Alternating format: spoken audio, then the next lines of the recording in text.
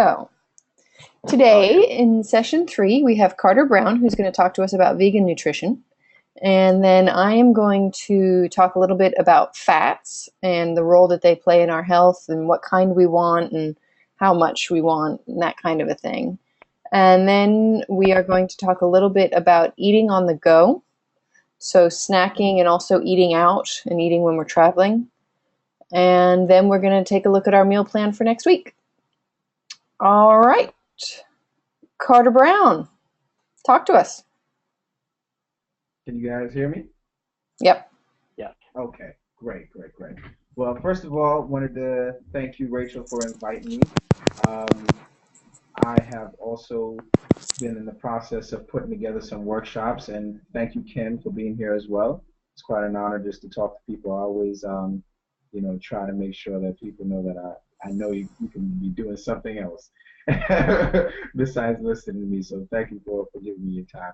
And of course, Rachel's program is awesome, and I think it helps. And I've been involved in programs like these helping others, and I know how important it can be to someone who's just used to a typical standard American diet, as some people may call it. So I definitely wanted to bring a little bit in regards to plant-based nutrition, and I'm not going to be very complicated about it because it's not necessary. But starting off, just want to kind of sort of start with a definition of what nutrition is.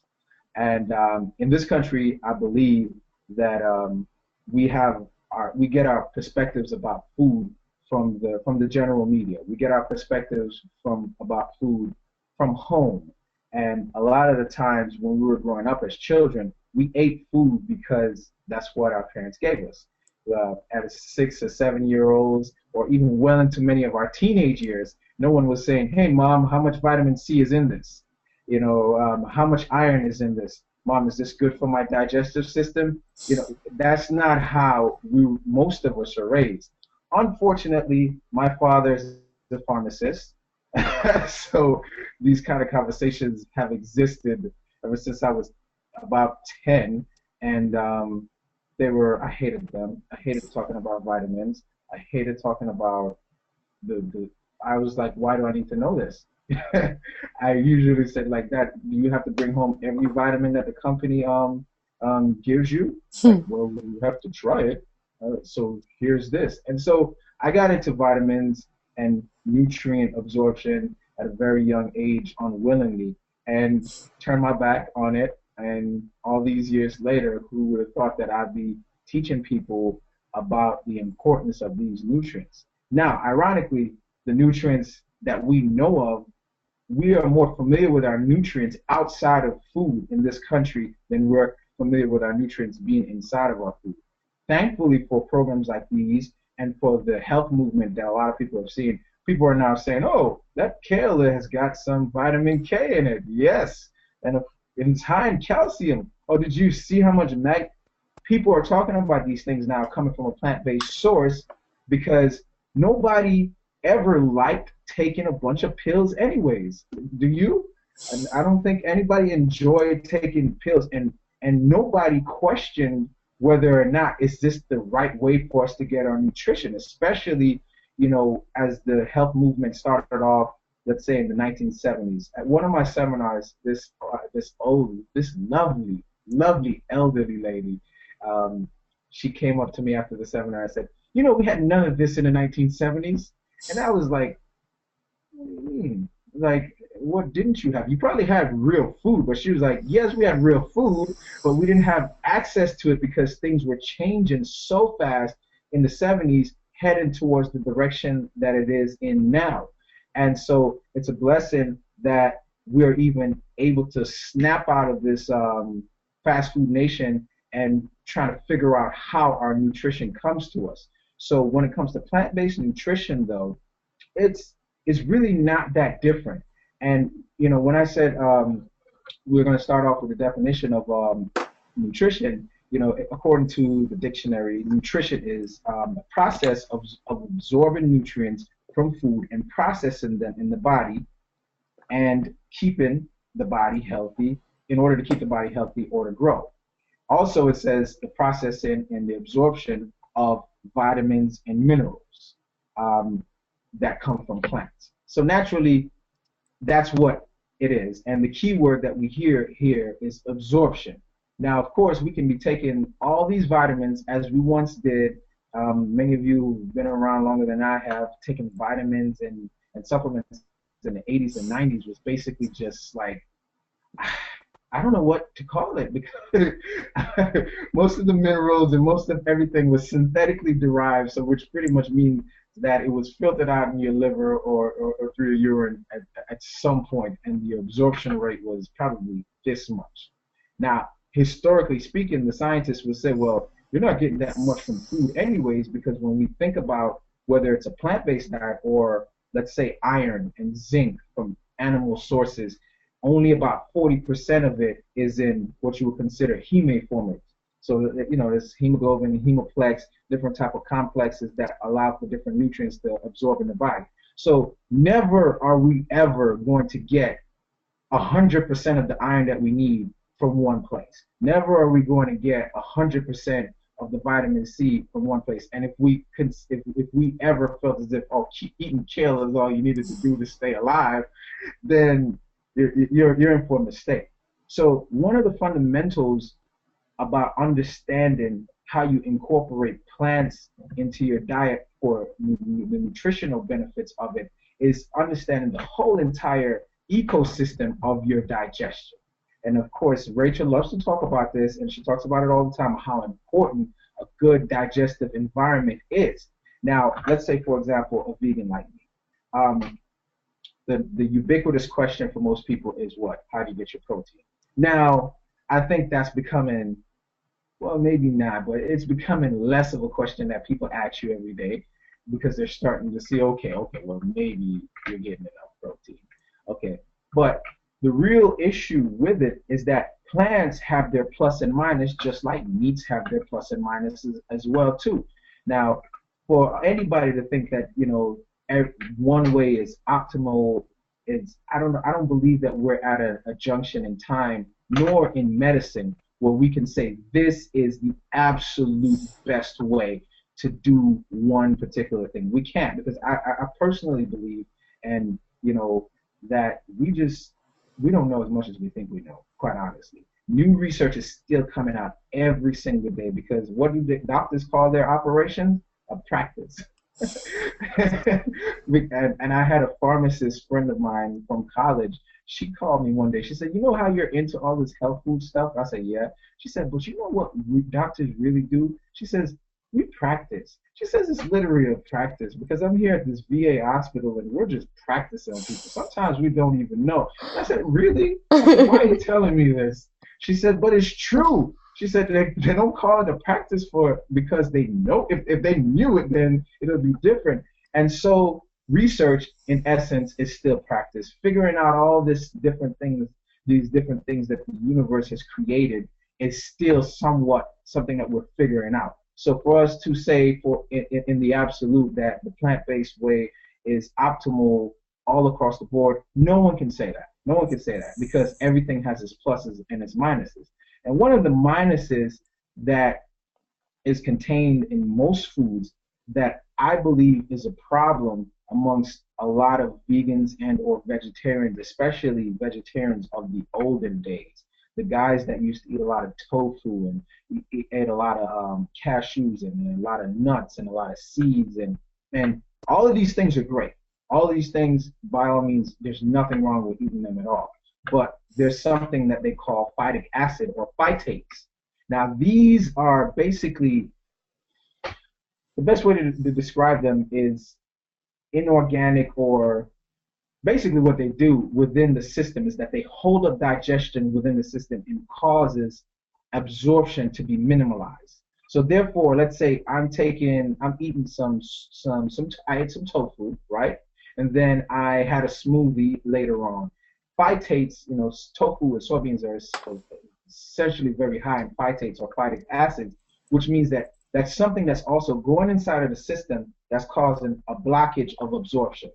So now if the phytates sit in the system for a long time, so now you could be eating, let's say, meat or whatever else that you eat.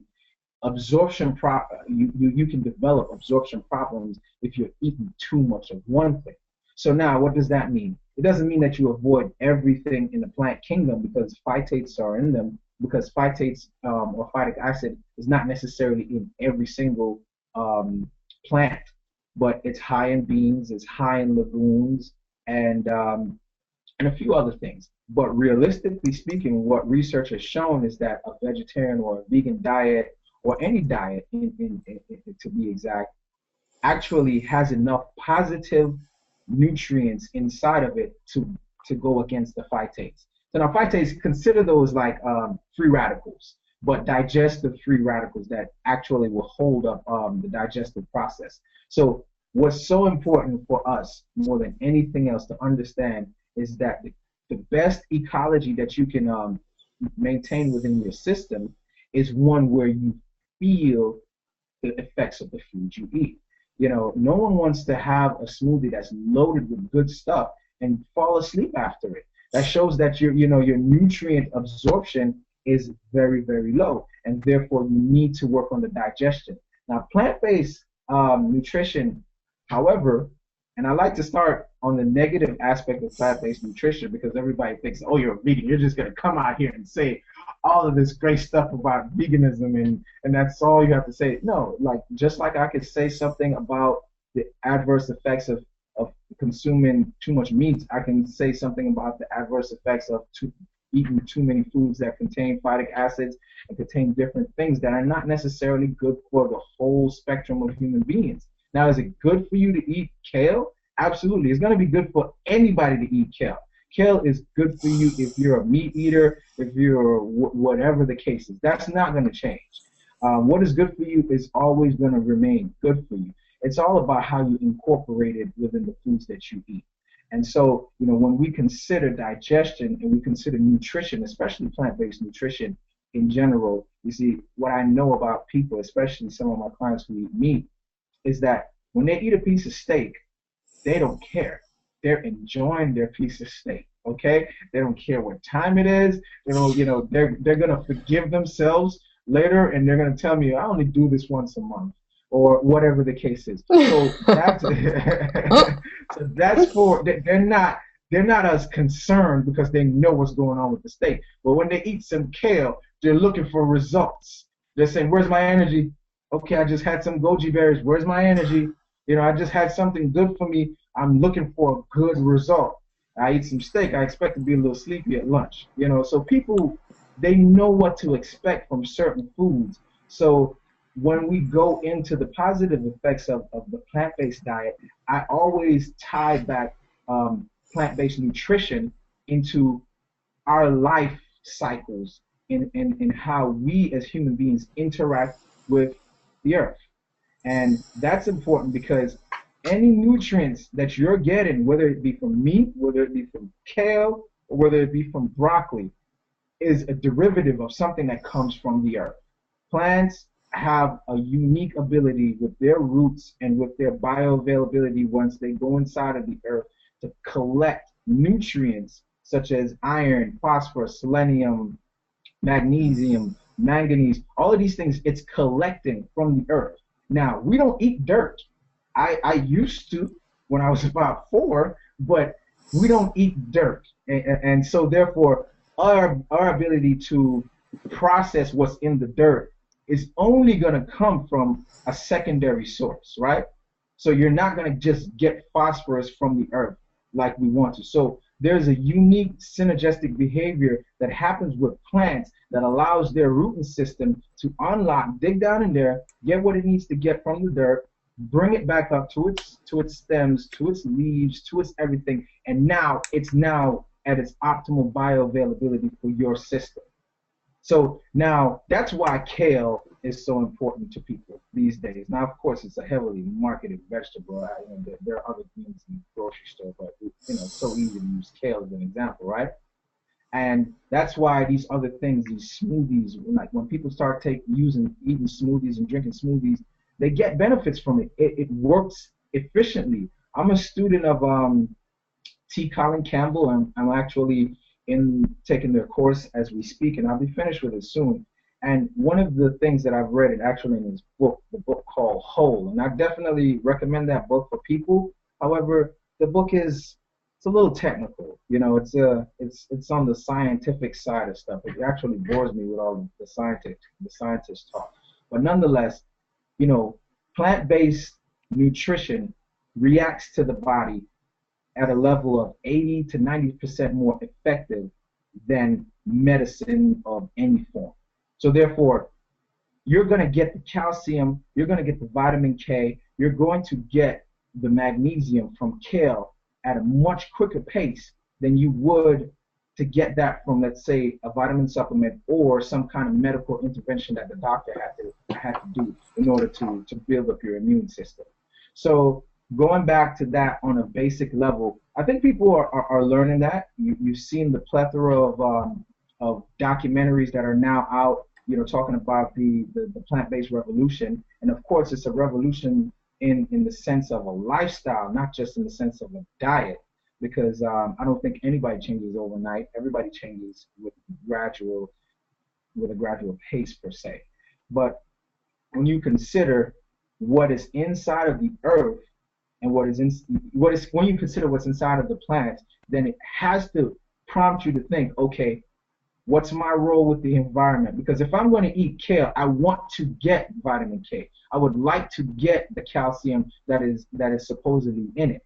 And so that really should challenge people to specifically look at their environment, how they treat their environment, and what they can do to increase that. Because now everybody can buy. They said that Whole Foods sells 20,000 pounds of kale per day.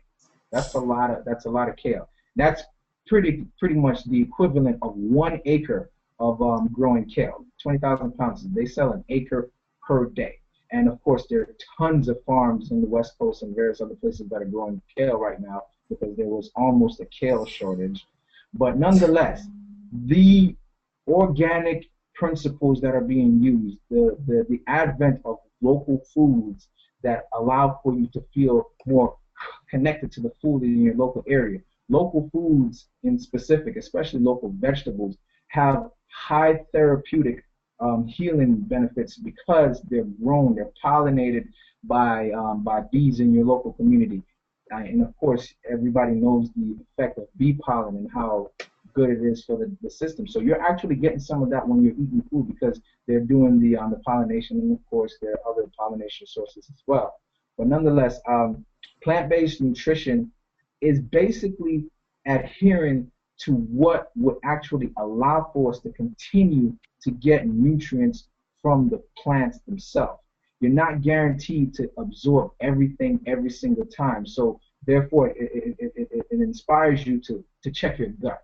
You know, and of course, one of the best ways of just checking your gut is just monitoring your elimination system and monitoring, you know, how does it smell when you burp? You know, how often are you using the bathroom? And how do you feel after you eat? And so these things tie very well into plant-based nutrition. But the one thing I must say, because I don't want to make it spooky for people, is that regardless of how long you've been a meat eater or whatever the case is, you've equally been a vegetable eater, plant-based eater, that same amount of time. I'm quite sure the first food that your mother stuffed in your mouth was not a piece of chicken. But so we owe a lot of our vitality and our essence to plant-based foods already. It's just the society that we live in that, you know, had to create a robust industry of meat out of the meat industry. So now going into when you consider the plants that you want to eat, you consider the variety that you want to eat, you consider it and how you incorporate it through your system. You consider the times of the day that you eat, because all of these things matter to your absorption. You know, let's say, for example, a lot of people don't know that, and I'm guilty of this because I eat at night, but when you eat with the sun up, it metabolizes your food faster and helps with your digestive process. Now, am I going to stop eating at night? Maybe. You know, I will. I have. But my schedule is so backwards right now, I eat at night. Doesn't mean that I'm not being absorbed. I don't know. I don't know everything, and I don't try to know everything. But the little things that we can, you know, put ourselves on top of and be responsible for knowing and be responsible for incorporating our diet. It's just simple. It's just that simple. And I've had people come to me, and the first thing they want to say is that I had some kale. I like kale. And you know what? If that's a start, that's great. But understanding plant-based nutrition goes way beyond kale, of course, but it goes with your relationship with the food. So, you know, go ahead and leave it there. That's about my time to talk about it. But just consider the whole picture, because plants are always going to be more digestible to the system, but it's not just about the plants that you eat. It's about how you incorporate them in your diet and the time of day that you're eating. You know, let's say, for example, a lot of people don't understand that, you know, if you're eating and you're drinking simultaneously, that you're killing your digestive enzymes. You know, they're not getting the opportunity to do what they need to do, which is to molecularly bond with the food starting in your mouth and going down there. So you have to give yourself 30 minutes to an hour to drink afterward. So there are always little things that you can do to increase your absorption rate. And I believe it's not what you eat, it's what you absorb. Carter, I have a question for you. Thank you, first of all. I got a lot out of what you had to say. What does a typical meal look like for you? Okay, well, I can talk about, I have two different meals. Good meal and the meal that satisfies my neurotic pleasures at a particular time. Sometimes I'm a salt type of guy, and they say that salt, you know, the wanting salt in your diet sometimes is indication of your need for minerals. I take mineral supplements, but I don't. So I crave salt less. But let's say last night, what was it last night? Oh, today. How about today? Today was leftover. Thank God for leftovers. Leftover split pea soup, which had I don't know if it was soup. It was like a split pea mosh pit, and it had some carrots in it, seasoning, and then on top of it, I had some leftover. What was this? Stir fry. It was a tofu stir fry with carrots, bamboo shoots, broccoli. It was more broccoli heavy than anything. Sometimes I swear, like once you put broccoli into something, like it's like meat to me nowadays. And that was what I had for lunch today. And let's say I'm learning to eat more fruits, even though I like fruits. I eat them every day, but I don't eat them as a snack. That, you know, generally our perception on food is what determines whether we're satisfied with it or not. So sometimes you say, oh, I had 5 bananas for lunch, and somebody will say, oh, I need more than that. Well, if they feel they need more than that, then they need more than that. So a typical meal with me, for me lately, also includes, like, literally, I'll just be honest with you, what I've been on a lot lately is wraps. I put a bed of greens, like a bed of arugula or spinach, a good pile high. I pile it on top of a wrap. And I would either, and for my meat, I would usually use beans, some kind of beans, tempeh, sometimes tofu, probably do tofu twice a week. And I love the peas. I love the beans. I love split peas. I love lentils. I love all that stuff. The only thing that I would say that at this particular moment that I'm not really keen on at this right now is a lot of grains in the form of like rice. Not that I don't like it, but I'm just not making. I haven't made rice in a month. So it changes every day because, quite honestly, I've got sweet potatoes down there. It's pretty different. Like I can probably eat 20 different things in a day in combinations. Great, thank you. Ken, do you have any questions? Well, two things. One, thanks for all the information. And you had mentioned as far as drinking while you were eating affects absorption. When you say drinking, you're talking alcohol or just any type of liquid? I'm specifically talking any kind of liquid simultaneously while you're eating. So any liquid? Yes, really? Yeah, drinking and eating. When I was a kid, I was forbidden.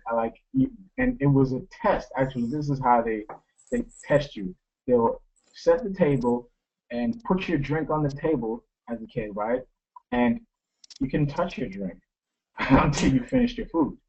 And so, I would be sneaking a drink when my mom wasn't looking or whatever the case is. But I didn't know that had anything to do with digestion. It was just something that they did. And so upon further research, because the saliva inside of our mouth begins the digestive process when you properly masticate your food, when you really chew your food. Now, I'm not a big chewer. And that's it. And I'm bad at that, and I've been working on that for years. But nonetheless, properly masticating your food, allowing the saliva, especially the essential saliva underneath your tongue, to bond with the food on a molecular level as it goes down. You don't want to interrupt that, and you interrupt it when you drink water, because now you're washing your saliva off the food, and then of course the water goes somewhere else in its digestion process, because water expresses through the system within 45 seconds.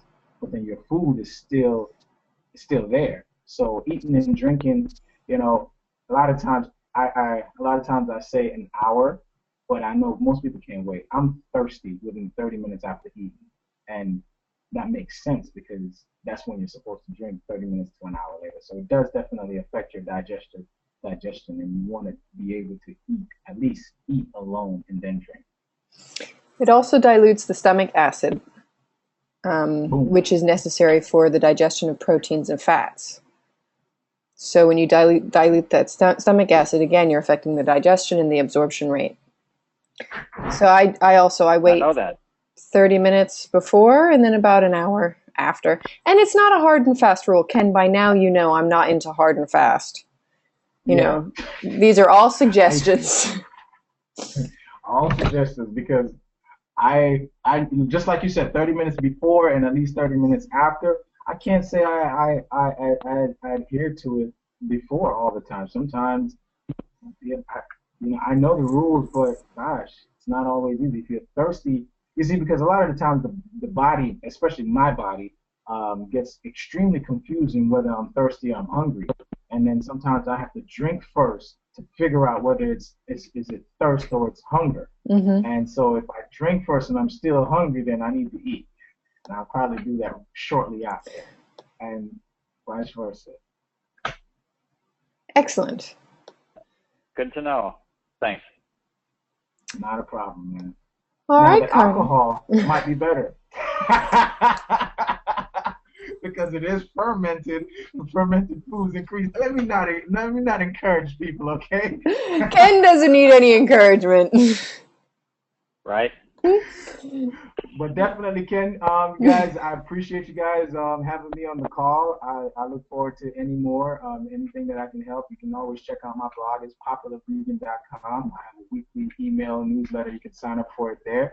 And I'm on Facebook, The Popular Vegan. So, Ken, I met you at the Whole Foods. Whole Foods. So, yep. Oh, of course. That's right. I forgot about that. Yeah. So definitely thank you, Rachel, for having me on. And I certainly have to run to my next destination. But you guys be good. Carter, thank you so much. I'll talk to you soon. You guys have a good one. Bye-bye.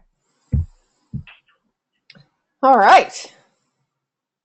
So that was a lot to digest mentally. Literally, yeah. What was a takeaway for you from that? So you got the water thing, the not diluting the saliva or the stomach acid. Well, that kind of blows me away. I had never even considered not drinking, because I have some esophagus problems, so I always drink a lot of liquids to kind of grease the skids to get everything to go down. So that's really going to be something to have to work on, because I probably drink twice as much water at a dinner than anyone else at the table. So, but it was just interesting as far as the different absorption rates for the nutrients, because that's one thing is, you look at if you have a bad diet, but you take all these pills, why not just have a eat a good diet and forego all the pills? So that was interesting. And he mentioned kale once or twice, so I think I might have to add that into my diet. I haven't bought it yet because I go there and I see all the greens, in that section. I'm like, there's, the kale and the chard and all this stuff. And I'm just like, I don't know. I know spinach, so I grab the spinach. So I just keep adding a little thing at a time. But I don't know. There's a lot of good things that he said, but I love my chicken. I love my steak. I couldn't give that. I like my leather belts. I eat animal protein at least 3 times a day. Yeah. But what I like about Carter is he's got he's got his viewpoint, which I think is really important, that we get a little bit, we learn from everybody, and we can take a little bit from everybody and take some value. And it doesn't mean that we have to ascribe or prescribe to their belief. It just means that we can learn what we can learn from them. And if that works for him, Agreed. Fantastic. And he acknowledged, it's not going to work for everybody. So we do what we can do. Right. A couple of the recipes that I've posted in our group came from him, and he does have some nice recipes for how to prepare vegetables in tasty ways, which, a lot of people struggle with. Right. They kind of think vegetables are boiled and gross, and that's not necessarily the case. And that's one thing that I really, I definitely get from seeing some of his stuff. Good. All right. Well, I want to talk a little bit about fat, and I'm going to pull up my next handout here. Oh, where did it go? All right. And I'll pull it up so there it is. Okay. So we can see it. We've been going through the macronutrients. So we talked about carbohydrates, we've talked about protein sources, and something I want to point out about vegan protein sources is you absolutely can get protein from a plant-based diet. It is necessary to food combine because there aren't many. There are a few plants that have all 9 essential amino acids, but they're few and far between. So like the beans, the legumes, they have some of them, but you also need to combine them. And that's why most diets within the world have some kind of a rice and bean dish. Because together they make a complete protein, but individually they're not quite complete yet. All right, so this week it's fat. And let me ask you first, what is your opinion about fat, eating it? I think it's where the taste is. I mean, the other day we had really nice steaks on Monday, and we actually talked about it. The cuts, and there was the fat on the steak was just delicious. That's where the taste is for me. I'm all about. I don't want to trim it all away because I think it's needed. You need some fat in your diet. I'm all about it. Natural, more of the natural fat. Yeah, America for a long time, God bless them, we haven't figured it all out yet. So for a long time, it was the low-fat diet. Don't eat the fat. Fat's going to make you fat. And so a lot of people cut fat out, and they went for low-fat this and low-fat that. And even now, it's really hard to find full-fat yogurt, which is one of my pet gripes, because if I'm going to eat it, I want to get the good fat. Give me the fat. Sure. We need fat, and we're going to take a look right now. Why? Didn't they say that a lot of the low-fat stuff, they kind of replace it with like sugars, which immediately just switches over anyway? Yeah, absolutely. But it doesn't. But so what sugar does when we have an excess of sugar, it's carbohydrates, glucose, a source of protein.